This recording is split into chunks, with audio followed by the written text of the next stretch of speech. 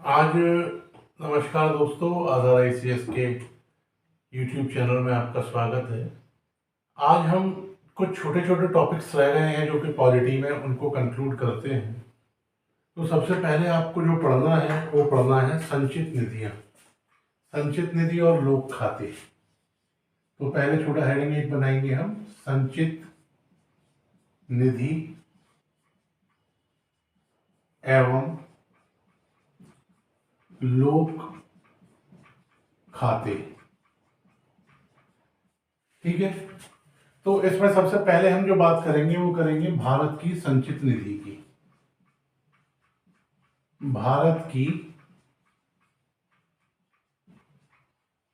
संचित निधि, इसके पहले सबसे पहले आपको इसके विषय में जानना है। इंग्लिश में इसे बोलते हैं consolidated fund, consolidated fund of India. होता क्या है, देखिए इसका जो प्रावधान दिया गया है वो दिया गया है आर्टिकल 266 के अंतर्गत, अनुच्छेद 266 के अंतर्गत। लिख लीजिए, भारत की संचित निधि के बारे में, भारत की संचित निधि के बारे में अनुच्छेद 266 के तहत प्रावधान किया गया है।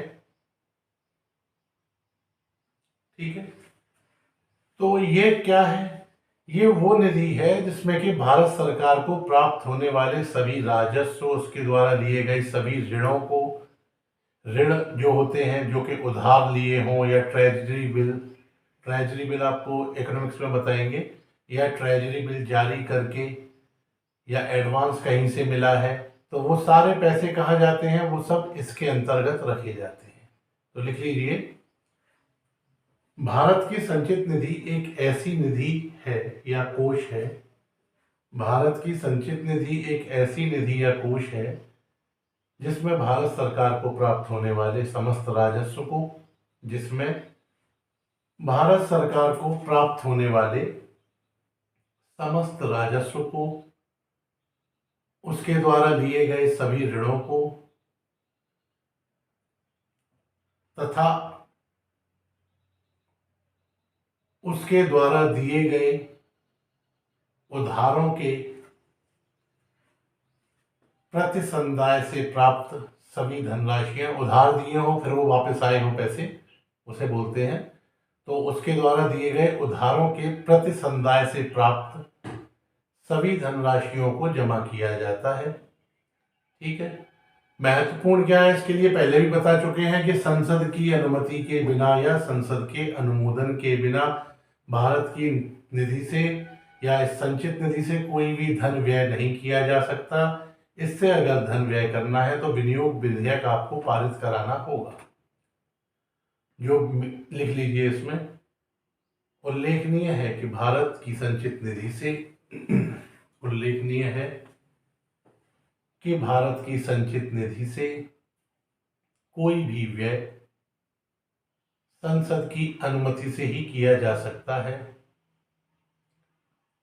संसद द्वारा इसके लिए विनियोग विधेयक पारित किया जाता है।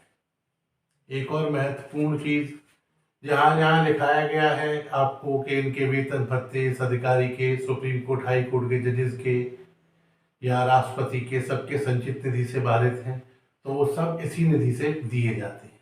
ठीक है, अब पैराग्राफ चेंज करके लिखो, इसी प्रकार की एक निधि राज्यों में भी होती है, इसी प्रकार की एक निधि राज्यों में भी होती है, जिसे राज्य की संचित निधि, जिसे राज्य की संचित निधि कहा जाता है। ठीक है, दोनों सेम होती है लगभग, क्लियर, जो प्रोविजन ऊपर है वही यहाँ है। उसके बाद आता है दूसरी निधि, आती है लोक खाता या सार्वजनिक खाता। लोक खाता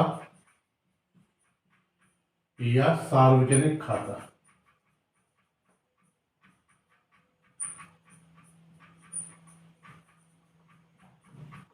ये क्या होता है ये देख लीजिए। देखो, इसका प्रावधान किस में दिया गया है, इसका प्रावधान है आर्टिकल 266(2) अनुच्छेद 266(2) के तहत, लिख लो बताते हुए चलेंगे।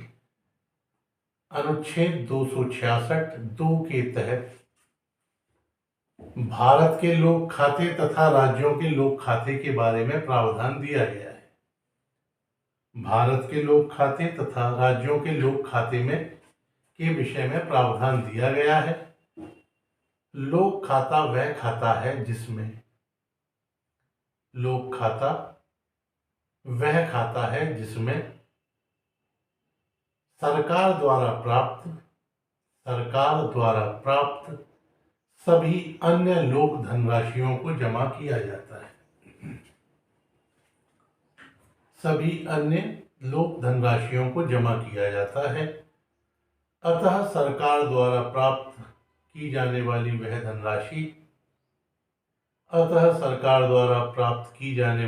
धनराशि जो संचित निधि में जमा नहीं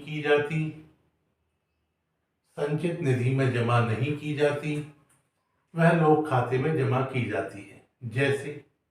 जैसे लघु बचतों, लिखो लघु बचतों, जमाओं तथा भविष्य निधि के रूप में सरकार को प्राप्त होने वाली धनराशि। ठीक है, तो यहाँ उल्लेखनीय है, लिख लो आगे, उल्लेखनीय है कि इस खाते में जमा की गई धनराशि सरकार की नहीं होती। इस खाते में जमा की गई धनराशि सरकार की नहीं होती। इस संबंध में वह सिर्फ बैंकर या संरक्षक के रूप में कार्य करती है। ठीक है, जो पैसा आप जमा करते हैं, आपका प्रोविडेंट फंड वगैरह जमा होता है, ये सब कहाँ जाते हैं? लोक खाते में। किसान विकास पत्र से वगैरह, इस तो बहुत सी चीजें हैं ऐसी। प्रोविडेंट फंड्स हुए आपके, आपने कोई धनराशि जमा की है कहीं गवर्नमेंट किसी में, तो वो लघु बचते हैं आपकी, तो ये सब कहाँ आती हैं? लोक निधि में। ठीक है, अगली निधि जो लिखनी है महत्वपूर्ण, वो है आकस्मिक निधि, कंटिंजेंसी फंड। बताया था आपको, राष्ट्रपति के नियंत्रण में और राज्यपाल के नियंत्रण में रहती है। आकस्मिक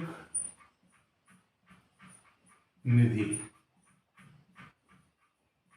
इंग्लिश में बोलते हैं इसे कंटिंजेंसी फंड। ये क्या होता है? लिखते चलिए इसमें भी। इसमें लिखिए कि भारत की आकस्मिक निधि का वर्णन, भारत की आकस्मिक निधि के विषय में आर्टिकल 261 में व्यवस्था की गई है। संसद को भारत की आकस्मिक निधि स्थापित करने की शक्ति दी गई है। संसद को आकस्मिक निधि स्थापित करने की शक्ति दी गई है। यह आकस्मिक व्यय की पूर्ति के लिए राष्ट्रपति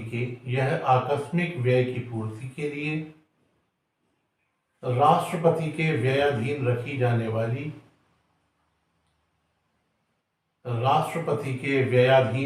जाने वाली अग्रदाय प्रकृति की निधि है। इस निधि से ऐसे आकस्मिक और अनपेक्षित व्यय की पूर्ति की जाती है।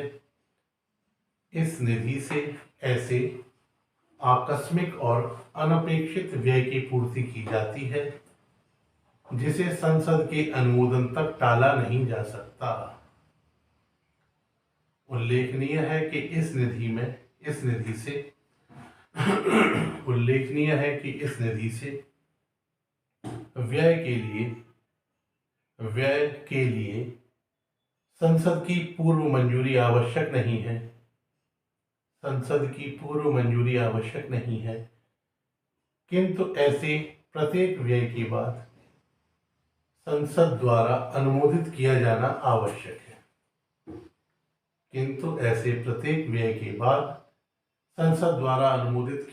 आवश्यक है। संसद के अनुमोदन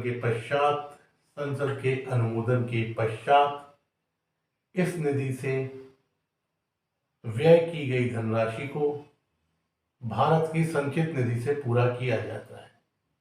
आपको बताया था कि राष्ट्रपति के अंडर में एक निधि रहती है जिसे आप बोलते हैं कंटिजेंसी फंड या आकस्मिक निधि। कोई ऐसी स्थिति है कि संसद का सत्र बुलाया ही नहीं जा सकता, रात को आप गए, पैसा चाहिए, राष्ट्रपति ने दे दिया, आपने यूज कर लिया, उसके बाद संसद में आपने विनियोग विधेयक रख के उतने अमाउंट का पारित कराया और वो पैसा वापस राष्ट्रपति की संचित निधि में दे दिया। ठीक है। अब आर्टिकल 267(2) के तहत ऐसी निधि, लिख लीजिए, अनुच्छेद 267(2) के तहत राज्य आकस्मिक निधि का प्रावधान भी है। ये किसके अंडर में होती है? राज्यपाल के अंडर में। तो ये भी इसी तरह से वर्क करती है। ठीक है। तो ये तीनों निधियां आपको यहां बताई